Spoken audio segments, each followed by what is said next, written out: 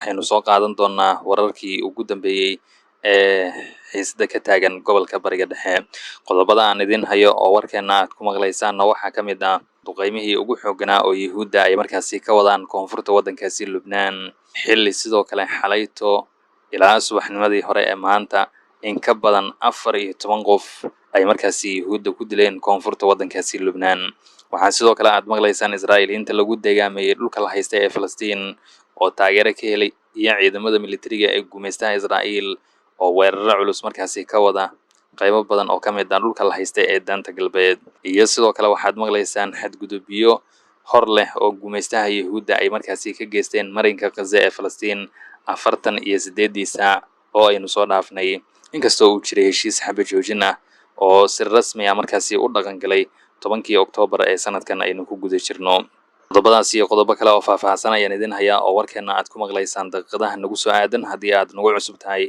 ha hilmaamin in subscribe-ka aad nagu taageertid si muuqaallo caynkan oo aad u xiiso badan aad dalkan uga bogatid. waxaan ku horeynayaa ciidamada militariga ee gumaystaha Israa'iil ayaa goor sii horeysay iyaga oo markaasi isticmaalaya diyaaradahooda dagaalka waxaa duqeymo iyo weeraro culus ay markaasi ka geysteen deegaanada Dayru Kifa iyo Shahuur, halkaasi oo duqeymo xoog leh markaasi laga soo tibinayo. gumaystaha Yuhuudda ayaa duhurnimadii maanta waxa ay soo saareen digniin culus iyagoona si rasmi ah ugu sheegay shacabkii ku noolaa deegaanadan in ay beegsan doonaan dhismayaasha halkaasi ku yaallo, waxaana ay sheegeen in ay yihiin xarumo militari oo ay leeyihiin dagaalamayaasha Xisbullah ee waddankaasi Lubnaan. qoraal rasmi ah oo ciidamada gumaystaha Israa'iil ay soo dhigeen bartooda Telegram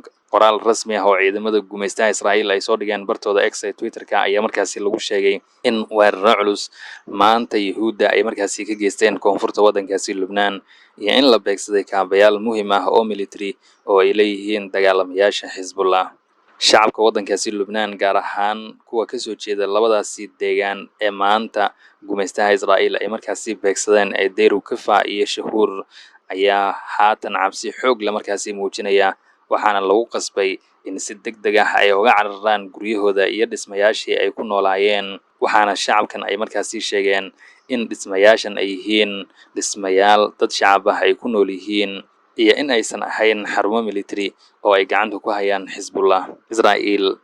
ayaa haatan waxa ay sii wadaa duqeymaha iyo weerarada ay ka geysanayso koonfurta waddankaasi Lubnaan, waxaana tani loo arkaa in ay tahay mid Netanyahu iyo kooxdiisa mujrimiinta ah ee Ben Gvir iyo Smotrich ay markaasi hogaaminayaan in ay iyagu doonayaan in dagaal kale oo hor leh ay markaasi ka bilaabaan waddankaasi Lubnaan haatan oo heshiis xabad joojin ah markaasi laga gaaray colaadii Gaza. dagaalamayaasha Xisbullah iyo kooxaha muqaawamada Islaamiga ee dalkaasi Lubnaan ayaan ilaa iyo xilligan wax tallaabo ah markaasi qaadin, waxaana ay ka aamusan yihiin xadgudubyadan iyo weeraradan gumaystaha Israa'iil ay markaasi geysanayaan. maalin waliba ciidamada gumaystaha Israa'iil waxa ay ku xadgudbayaan heshiiskii xabad joojinta ee dhamaadka bishii 11 ee November ee sanadkan aynu ku guda jirno ay markaasi kala sixdeen Israa'iil iyo Xisbullah. ciidamada Yuhuudda ayaa haatan waxa ay ku hanjabayaan in duqeymihii iyo weeraradii ugu cuslaa ay ka bilaabi doonaan qaybo badan oo ka mid ah koonfurta waddankaasi Lubnaan, bariga dalkan ilaa caasimadda Beirut ee waddankaasi. dhanka kale wasaaradda caafimaadka ee marinka Gaza ee Falastiin ayaa goor sii horeysay waxa ay si rasmi ah markaasi u xaqiijisay in 7 qof ay markaasi ku shahiideen halka 33 qof oo kalena ay markaasi ku dhaawacmeen 48 saac oo aynu soo dhaafnay duqeymaha iyo weerarada gumaystaha Israa'iil ay markaasi ka geysteen marinka Gaza ee Falastiin. tan iyo xilligii heshiiska xabad joojinta ee Gaza oo markaasi dhaqan galay Oktoobar 10 ee sanadkan aynu ku guda jirno, ilaa 280 qof ayaa markaasi la sheegay inay ku shahiideen weeraradan, halka 672 qofna ay markaasi ku dhaawacmeen xadgudubyadaasi. tan iyo Oktoobar 7 ee sanadkii 2023 69,513 qof ayaa ku shahiiday, halka 170,745 qofna ay ku dhaawacmeen weeraradan iyo duqeymahan gumaystaha Israa'iil ay markaasi ka geysteen marinka Gaza ee Falastiin labadii sano ee lasoo dhaafay. wasaaradda caafimaadka ee marinka Gaza ee Falastiin ayaa sidoo kale markaasi sheegtay in ay jiraan shacab tiro badan oo Falastiiniin ah oo meydadkooda iyo dhaawacooda markaasi ay adkaatay in lasoo qaado, maadaama gumaystaha Yuhuudda ay weli xadgudubyo iyo weeraro ay ka wadaan qaybo badan oo ka mid ah marinka Gaza ee Falastiin. Saacadihii aynu soo dhaafnay gantaalada artilleriga waxa Yuhuudda ay markaasi la dhaceen dhanka bari ee caasimadda Gaza ee waqooyiga marinka Gaza ee Falastiin sida haatan wararka aynu ku helayno. Dhanka kale dagaalamayaasha Saraya al-Quds laantooda caasimadda Khaliil ee waqooyiga dhulka la haysta ee danta galbeed ayaa maanta markaasi sheegay in ciidamo Yuhuudi ah ay dagaal culus kala hortageen dhanka magaalada Beytu Camar ee dhulka la haysta ee danta galbeed. Geesiyaashan Falastiiniinta ee Saraya al-Quds ayaa markaasi sheegay in rasaas ay roob uga dhigeen ciidamada infantryga ee gumaystaha Israa'iil iyo in ay jiraan waxyaabaha qarxa oo ay u aaseen gumaystaha Yuhuudda halkaasi oo baktigooda iyo dhaawacooda ay markaasi uga tallaabsadeen. Howlgalkan oo markaasi ka tirsan howlgalka Duufaanul Axraar ayay geesiyaashan Falastiiniinta sida ku xusan qoraalka ay soo dhigeen bartooda Telegramka waxa ay ku xanuujiyeen ciidamada gumaystaha Israa'iil ay markaasi caadaystay in xadgudubyada afduubka dilalka dhaawacyada iyo dambiyada dagaal ay la beegsadaan shacabka Falastiiniinta ee ku nool dhulka la haysta ee danta galbeed. dhanka kale wakaaladda wararka ee dalkaasi Suuriya ee Sana ayaa goor sii horeysay markaasi xaqiijisay in ciidamo Israa'iili ah oo markaasi wata gawaarida gaashaaman ee dagaalka in goor sii horeysay ay markaasi gudaha u galeen magaalada Breyka ee ka tirsan gobolka Quneitra ee koonfurta waddankaasi ee Suuriya. Wararka haatan aynu helayno waxa ay markaasi tibaaxayaan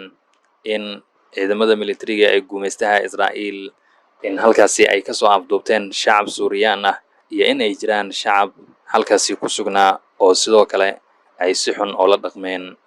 dhanka kale wasiirka tamarta ee dowladda gumaystaha Israa'iil Eli Cohen ayaa maanta waxa uu isagu markaasi si cad u sheegay in marnaba madaxda Yuhuudda aysan aqbali doonin in la asaaso dowladda ay leeyihiin shacabka Falastiiniinta ah. Eli Cohen ayaa waxa uu markaasi sheegay in haddii la asaaso dowladda ay leeyihiin shacabka Falastiiniinta ah intaasi ay halis ku tahay Israa'iil iyo weliba in Netanyahu iyo kooxdiisa mujrimiinta ah ay qasab tahay in aysan aqbalin in shacabka Falastiiniinta ay yeeshaan waddan ay iyagu leeyihiin oo caasimadooda ay tahay magaalada la haysta ee Qudus oo Masjidul Aqsa oo markaasi ku yaallo. Eli Cohen ayaa dhanka kale wacd ku maray in ay fashilin doonaan islamarkaana ay ka hortegi doonaan qorshe kasta oo lagu doonayo in lagu asaaso dowladda ay leeyihiin shacabka Falastiiniinta ah. dhanka kale ciidamada gumaystaha Israa'iil ayaa maanta waxa ay markaasi burburiyeen oo ay dhulka la simeen dhisme dhowr dabaq markaasi ka koobnaa oo ku yaalay dhanka wadada Al-Rashiid ee dhanka galbeed ee caasimadda Gaza. Yuhuudda ayaa markaasi la sheegayaa in dusha sare bambooyin ay kala dhaceen dhismahan waxaana la sheegayaa in dhismahaasi gabi ahaantiisba uu markaasi burburay. Tani ayaa qayb ka ah xadgudubyada